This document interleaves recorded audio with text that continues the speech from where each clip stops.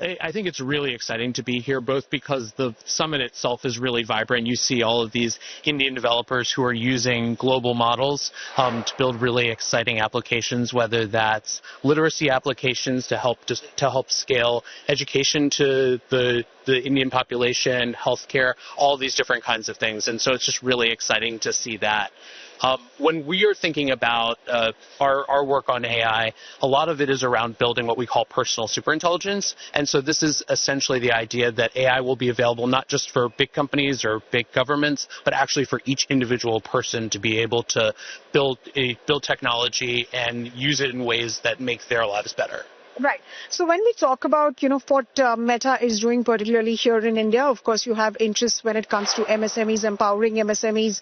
WhatsApp is a huge business. Again, social networking is a huge business. And of course, how AI has been integrated in all of these businesses is quite commendable. What India is doing at the moment, does it encourage companies like Meta to sort of keep its focus here on India and keep the investments coming?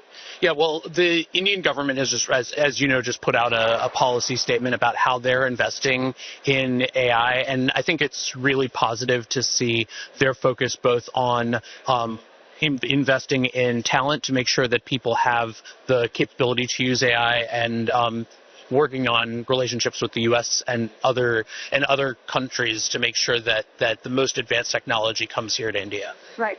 And when we talk about the United States and India, especially in the space of AI, companies in the United States have adopted a costly, quite an expensive model, especially when it comes to sort of launching their own large language models versus what India is doing with respect to whether it is the infrastructure layer or creating the application layer and building for the masses, building for the vast scale of population that we have here.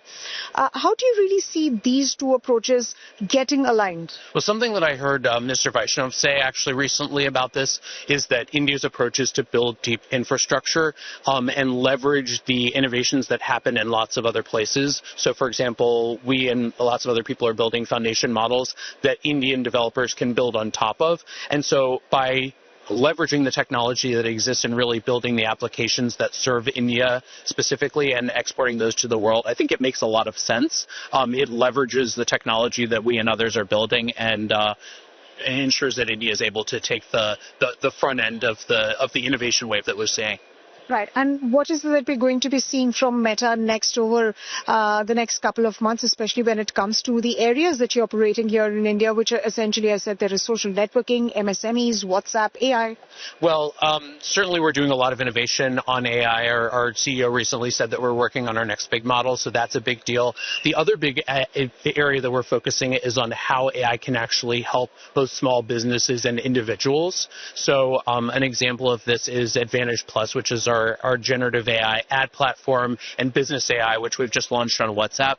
With Business AI, it's possible for a small business here in Delhi to basically in about 10 minutes create an AI chatbot that can do 80% of their customer support right off the bat. And I think that's just a significant jump forward in capability for somebody that's a 1 or 2 person business to be able to get that scale right off the bat. Right. And many say that AI is essentially in a bubble, and that bubble is going to burst pretty much like what happened in the .com, boom. After that, would you agree with that sort of an analogy that has been made and that interpretation that has been made with all that's happening in the world of AI, that it is in a bubble?